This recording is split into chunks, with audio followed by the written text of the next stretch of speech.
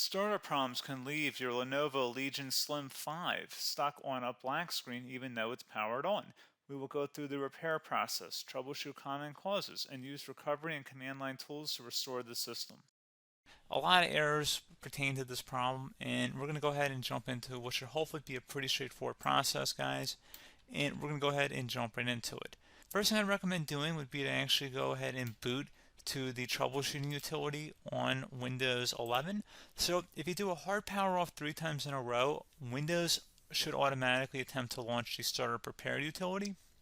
And if it doesn't find anything, it will give you the option to select advanced settings, in which case it will take you to a screen that looks like this. Now, if it does not take you to a screen that looks like this, or you're unable to get to that, you can also download the Windows 10 Media Creation Utility, or Windows 11. They probably will make a creation utility for Windows 11 at some point. And it doesn't really matter. You can actually run the Windows 10 utility on Windows 11 as far as I'm aware.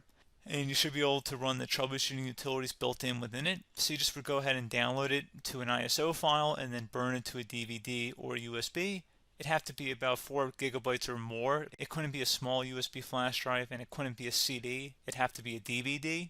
And then you'd boot your computer from it. So depending on the computer manufacturer, you'd have to tap a different key on your keyboard in order to launch that menu, in order to select what boot drive you want to go off of. So it could be anything between the escape key, F2, F8, F12, for example. And those are the function keys on the top of your keyboard.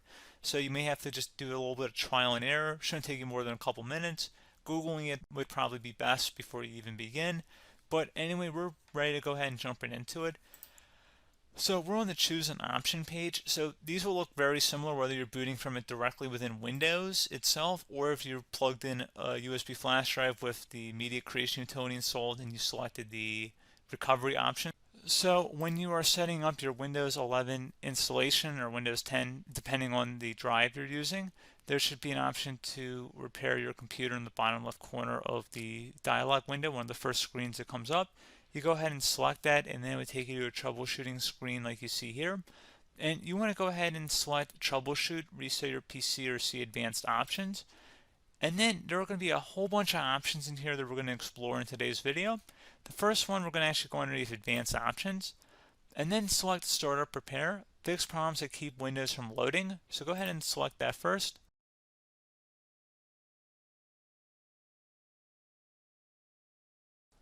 Okay, so you can see it could not repair our PC. That was our first option we could try. Something else, if we go back into advanced options here, and then select troubleshoot, we're going to go underneath advanced options again. You can go ahead and actually access safe mode by selecting startup settings. And then if you select the restart button, you have the option on the screen, select safe mode with networking, which will give you a key on the screen. It'll tell you which key to press to enter that. I believe it's the F7 key. It'll do that for you. I'm not going to go over that in today's tutorial because I don't really want to go into safe mode, but you're more than welcome to attempt that by going into here and then selecting restart. Again, it'll launch another screen. It'll say what key do you want to press, and it'll give you like 7 or 8 different options, and you want to select safe mode with networking. There's also an option for a command prompt too, but that's going to be something we're going to cover later in this video, and we don't even have to go through that in order to access it. So that's why I'm not going to really push for that, because unless you know exactly what's causing the problem, you probably don't need to go into safe mode. Unless you're trying to recover files, in which case then you definitely can go into safe mode, but we're trying to actually recover our computer here. So I hope that makes sense. Something else we can also try here as well would be to uninstall updates, remove recently installed quality or feature updates from Windows. So if you go ahead and select that, you can uninstall the latest quality updates, which generally is the more day-to-day updates. Feature updates are the less regularly released ones, like the big ones. I would equate it to service packs in like Windows 7 and Windows Vista and Windows XP. So larger updates that occur once or twice a year at most. And the quality updates are more just a regular update. So probably obviously depend, it'll take longer if you're going to try and uninstall the latest feature update versus quality update. And maybe you don't need to go back that far. So just giving you guys a couple of pointers with that. Something else you can also look at here, and we're going to jump into the command prompt in a little bit, but you can select System Restore, which will use a restore point recorded on your PC to restore Windows. And this is something I would highly recommend here, guys. So select Next. Assuming you have a restore point saved on your computer, you go ahead and select the most recently created one, and you'll select next, and then you'll select the drive. You shouldn't actually have to select the drive. You can scan for affected programs, but we're going to keep it all default here, and then we're going to select finish. So once started, system restore cannot be interrupted. Do you want to continue? I think we're going to select yes. I don't think we have anything better to do on our computer right now, so just give it a moment here to initialize. It will take a couple minutes to run, obviously depending on how large your hard drive is and how much is saved on the system restore point. So just give it a couple minutes here.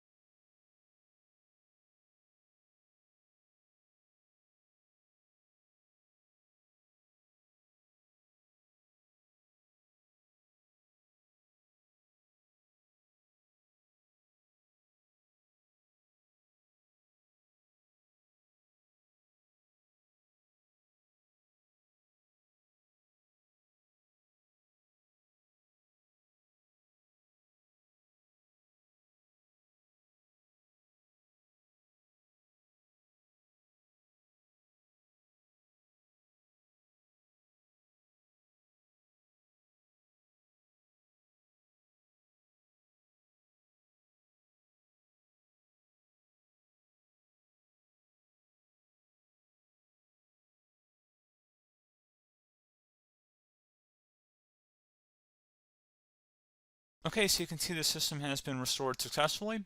We're going to go over a couple different methods in addition to that if that did not work. So I'm just going to pause the video and we're going to start back on the recovery screen that we started with. Okay, so a couple other things we can try here too. If you go back into troubleshoot, you can select reset your PC, let you choose to keep or remove your personal files and then reinstalls Windows. You can select to keep my files, which will remove apps and settings but keeps your personal files. You can also select remove everything, which will remove all of your personal files, apps, and settings. So this is more of a factory reset, the second option here.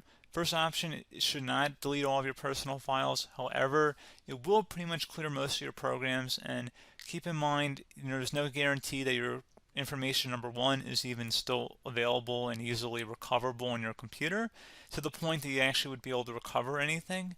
And the second point is that there's always a chance that it won't actually recover and it will just do a factory reset anyway.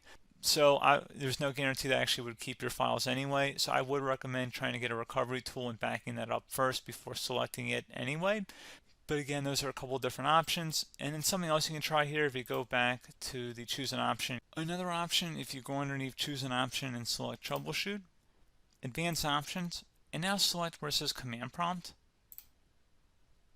Okay, so the first thing we should do is type our main hard drive here. In most cases, it should be the C drive. So you just do a C colon and then hit enter on your keyboard. So once you're underneath the C drive, we're going to type in dir and then hit enter on your keyboard. It should have program files, users, and Windows all in there. That's how you know you're in the right directory.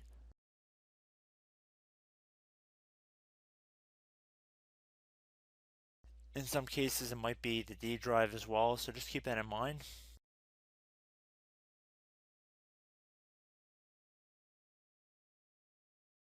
Next thing we're going to do is type in cd space / Windows / system 32 / config,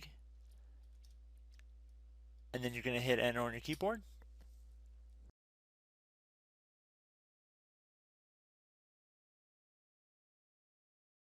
So now you're going to type md space backup. If you've seen other tutorials, it might also say to put down md backup. That's because the backup name is pretty common when you want to back something up.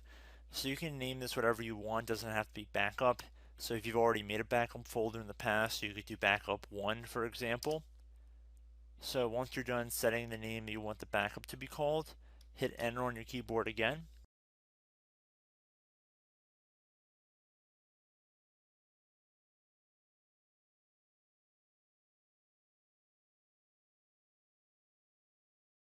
At this point you want to type copy, C-O-P-Y, space, then you want to do the star symbol above the 8 key, then do a period or a dot, whatever you want to call it, then another star sign, and then another space, and then type backup, and then hit enter on your keyboard.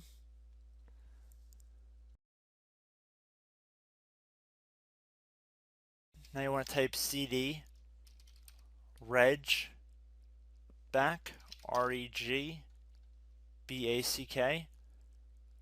and then hit enter on your keyboard. So now that we are under the reg back, so now you want to type dir again, and then hit enter.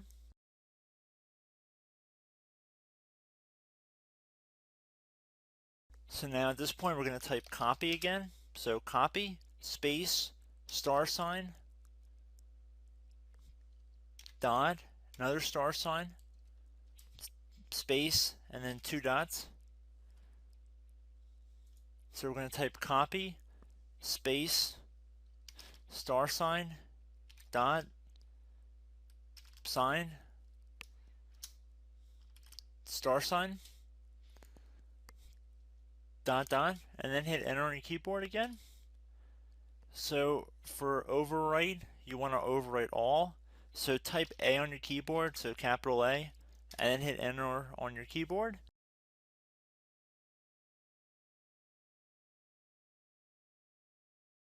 So at this point you should be good to go. You can close out of the command prompt window, and if you accidentally continue to Windows 10 you should be all set.